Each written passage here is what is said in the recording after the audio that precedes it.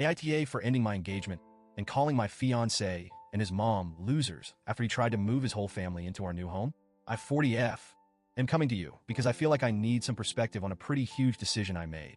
And honestly, I don't know if I handled things the right way. So, let's set the scene. I'm in my 40s, at the peak of my career.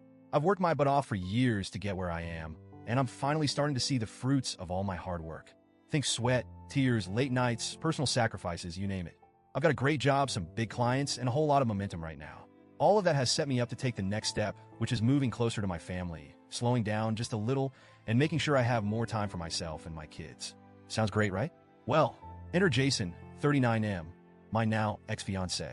We've been together for a while, and to be honest, I've been on the fence about our relationship for a long time. But like many people in long-term relationships, I kept giving him chances, kept hoping things would improve, and kept making excuses for him. But deep down, I think I knew it wasn't working. Jason's family, well, how do I put this nicely? They're kind of a mess. His parents had a long, drawn-out, nasty divorce, and all of their kids got caught up in the fallout. It's like they've never fully recovered, and as harsh as this sounds, I can't help but think of them all as, well, losers. Jason's sister got a cosmetology certificate but refuses to work because she insists on being a stay-at-home mom, which would be fine if she was with a partner, but she's not. She's always angry at her ex about child support, and that's pretty much her entire personality now. Jason's brothers are both musicians who can't seem to hold down a real job because they're too busy chasing dreams that don't pay the bills. One of them even sent his baby mama back to her parents as soon as she got pregnant. As for Jason, we've had a lot of ups and downs. Early on in our relationship, he couldn't hold a job for more than a few months. He's always complaining, always looking for the next thing to fix his life, but he never actually follows through with anything. And when my career started taking off, it felt like every single step forward I made, he tried to drag me into something involving his family. Like every single time, whether it was trying to get his mom a food stand in a project I was working on or asking me to hire his brothers through my business contacts, it was constant. And here's the kicker. He never once asked if I could help MY family. It's always about his family and how he can plug them into MY successes. Fast forward to last year's holiday season. I was juggling a huge project with a tight deadline and trying to coordinate a trip to visit my family for Christmas. I flew my kids out to my parents' house and worked like crazy to meet this deadline. Jason promised he'd drive me to join them once I was done, but when I finally finished my project, he just disappeared.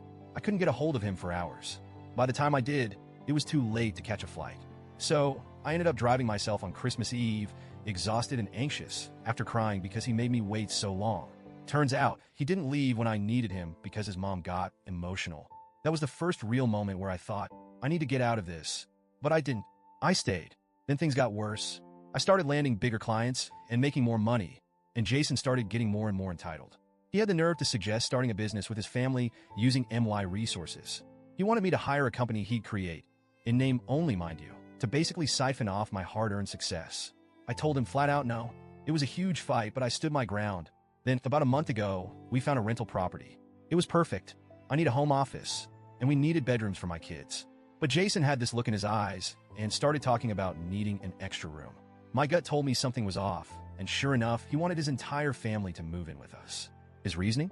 They'd stay until they found jobs. I laughed out loud, because if I let that happen, they'd never leave.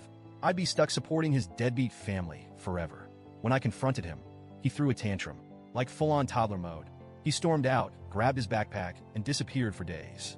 When he finally resurfaced, it was to tell me he got fired. For insubordination. He tried to make me feel sorry for him, but by this point, I was done. Then, we had the final blowout. I told him I wanted out. He accused me of destroying his dreams and of being a snob now that I'm rich. I'm not rich, by the way. I'm just doing well. He had a full-on meltdown, rocking back and forth while holding the steering wheel and accusing me of ruining his life. I told him, straight up, that he needed to work on himself and stop using me as a safety net. I packed all of his things and drove them over to his mom's house because he refused to pick them up. When I got there, his mom came out and went off on me.